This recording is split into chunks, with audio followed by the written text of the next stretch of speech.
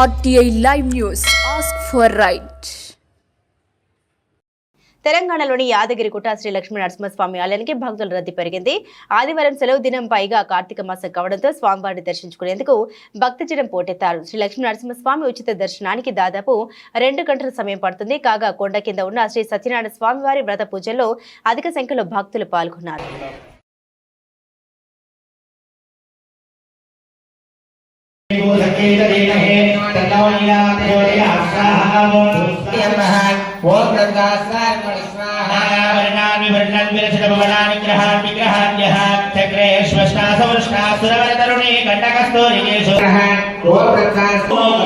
మరి ఇంత రాత్రి వరకు ఎక్కడ ఉన్నావు అని అప్పుడు కళావతి అంటుంది, అమ్మ ఒక బ్రాహ్మణిలో సత్యనారాయణ స్వామి వ్రతం జరుగుతూ ఉంటే అక్కడే ఉన్నాను, స్వామివారి కథ విన్నాను, ప్రసాదం కూడా తీసుకొని ఇప్పుడే వస్తున్నాను అని చెప్పారు.